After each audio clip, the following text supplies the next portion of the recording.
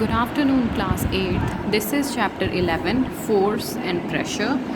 And in today's class, we are going to start with numericals and then we will continue with the topic of effect of force. So here we have some solved numericals.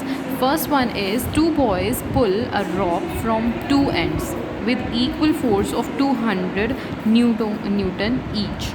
यानी कि दो boys एक जो रोप है उसको पुल कर रहे हैं और दोनों इक्वल फोर्स लगा रहे हैं, that is 200 Newton with what is the resultant force acting on the rope. So resultant force क्या होगी उसकी total.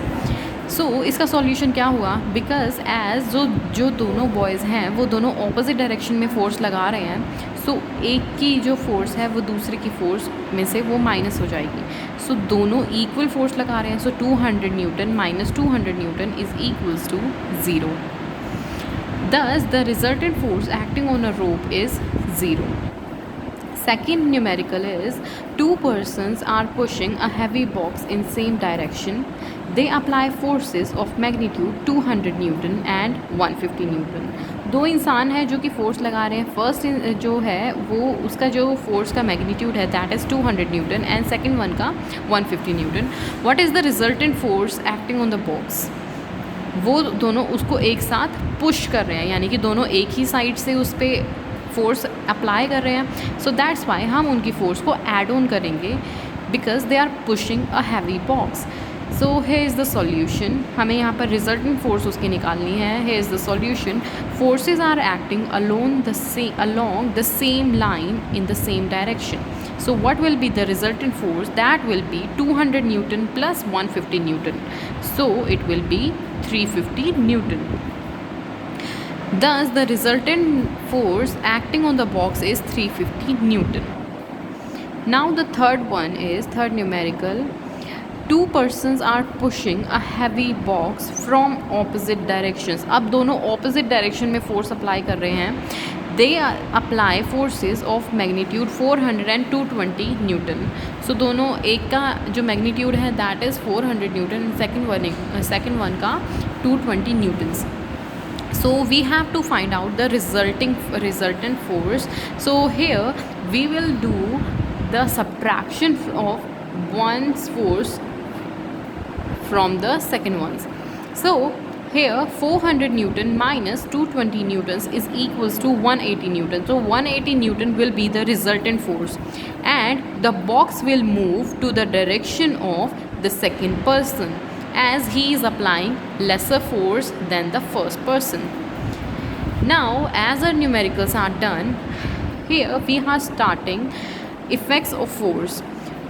Through forces cannot be seen, दो forces cannot be seen. जो forces होती हैं वो हम देख नहीं सकते बट वो हम सेंस कर सकते हैं. They can be judged by the effects they produce in different object around us. लेकिन हम उनको जज कैसे करते हैं, जो उनकी वजह से जो इफ़ेक्ट्स प्रोड्यूस होते हैं, उनका जो रिज़ल्ट प्रोड्यूस होता है, हम उनके बेसिस पर उनको जज करते हैं. Let us understand the effects of force. So first effect is moves a stationary object. जो एक स्टेशनरी ऑब्जेक्ट होता है जब हम उसको मूव करते हैं then what happens. Object at rest can be moved on application of force. For example, a ball at rest will begin to move when some push or force is applied. Similarly, the force of an engine makes a stationary car or bus moves.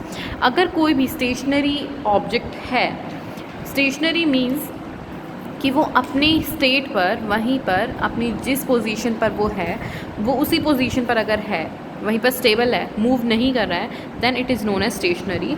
सो अगर कोई object stationery है तो तब तक move नहीं करेगा जब तक हम उसके ऊपर फोर्स अप्लाई नहीं करते, और जैसे ही हम उस पर फोर्स अप्लाई करेंगे वो आगे मूव होना शुरू हो जाएगा. So this is the first effect of force. Second one is stops a moving object.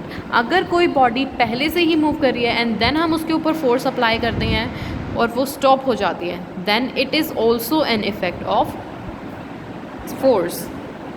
On application of force, a moving object can be stopped. For example, a moving football stops after traveling some distance on the ground. In this case, the force of friction of the ground stops the moving ball. As we all know that friction is a force that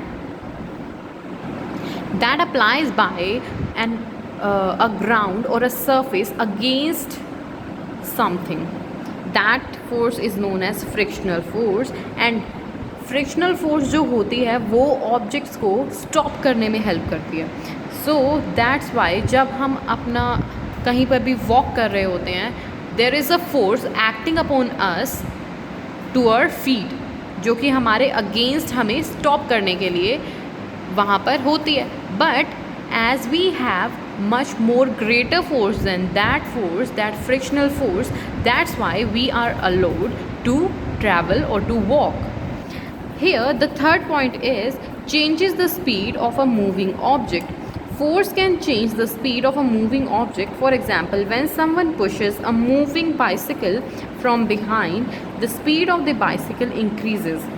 अगर कोई पीछे से आप bicycle चला रहे हो और पीछे से कोई आपको धक्का लगा देता है तो जो स्पीड है वो इंक्रीज़ ऑन हो जाती है and it starts moving faster. However, if someone pulls the moving bicycle from behind, the speed of the bicycle decreases and it starts moving slower. और अगर कोई पीछे से उसको रोकने की ट्राई करता है तो फिर उसकी स्पीड स्लो हो जाती है. सो a push or a pull, that is a force, can alter the speed of moving object. So ज़रा सा push करना या ज़रा सा pull करना वो भी that is an effect of force. Here we have an activity 2. The aim of this activity is to show the effect of force on a stationary and a moving body. हमें जो force का effect है वो show करना है एक stationery और एक मूविंग बॉडी पे.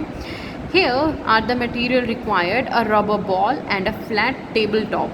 Just like this, a flat tabletop, and we need a rubber ball जो कि काफ़ी स्पंजी होती है. So what is the procedure of this? Take a rubber ball and place it on top tabletop. हमें एक rubber ball लेनी है and we have to place it on the tabletop. Next, push the ball gently along the surface. हमें उसके surface से उस ball को आराम से पुश करना है. So what will we observe कि वो जो बॉल है वो एक स्पीड ले लेगी, यानी कि वो एक मोशन में आ जाएगी. पहले वो वहाँ पर स्टेशनरी थी एंड देन जैसे ही हम उसको हल्का सा पुश करेंगे अब वो मोशन में आ जाएगी एंड देन वो मूव करना शुरू हो जाएगी.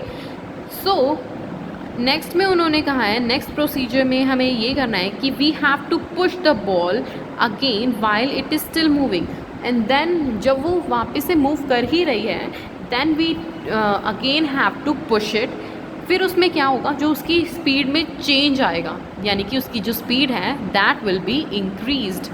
सो जो उसकी स्पीड वो इंक्रीज़ हो जाएगी और वो और तेज़ मूव करने लगेगी. So what is the conclusion of this activity?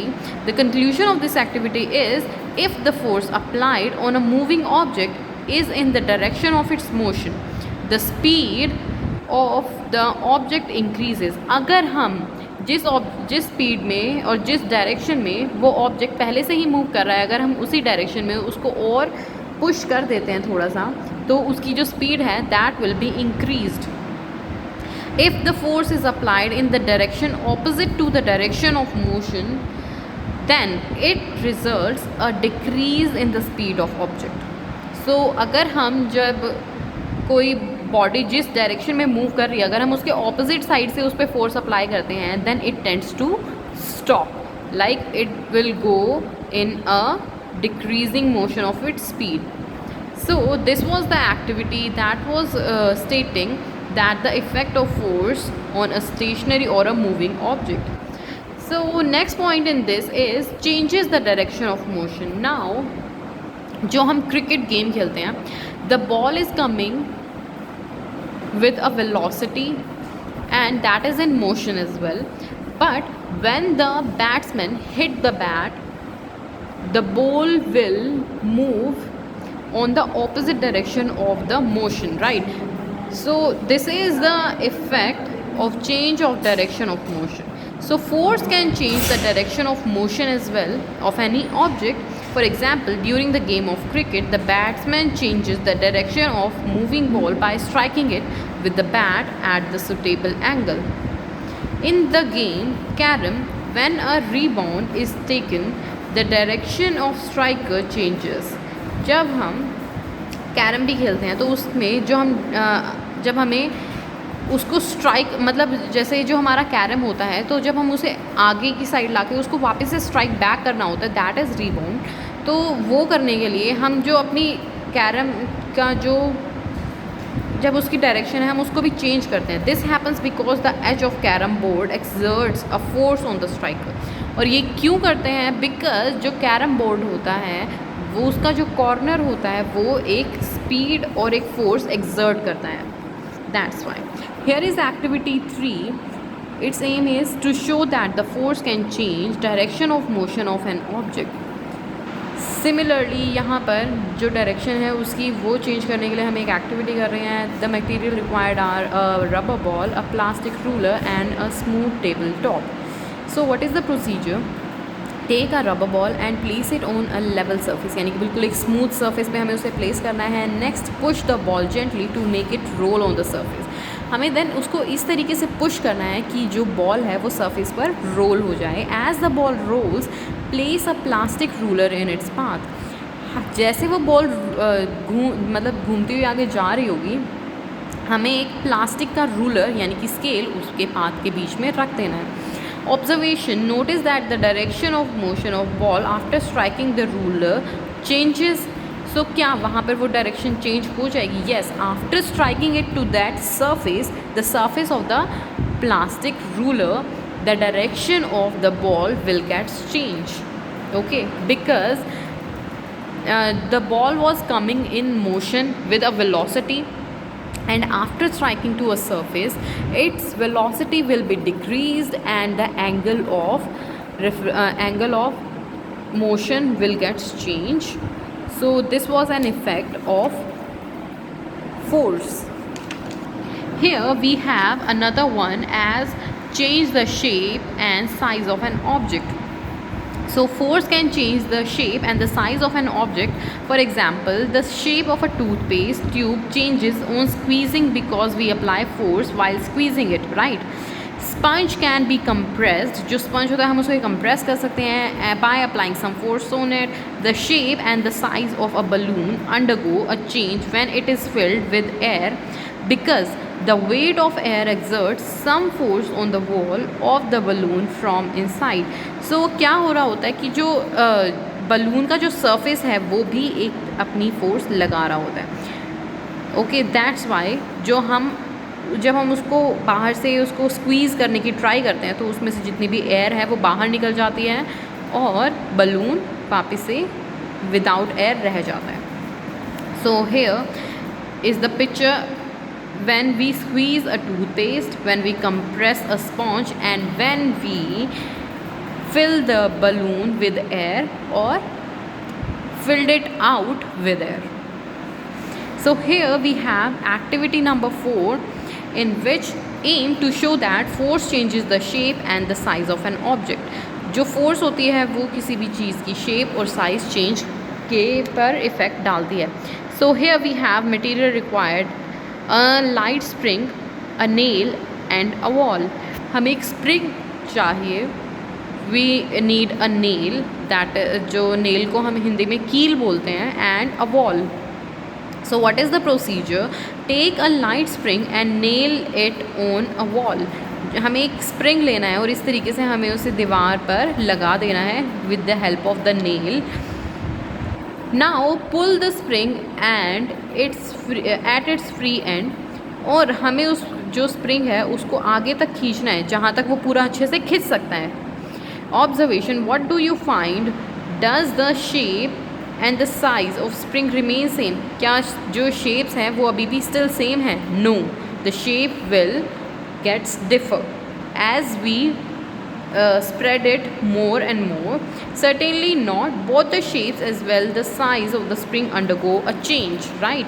Conclusion, the force applied changes the shape and the size of an object. So this is it for today's class, and next class we will start with the types of forces. So thank you.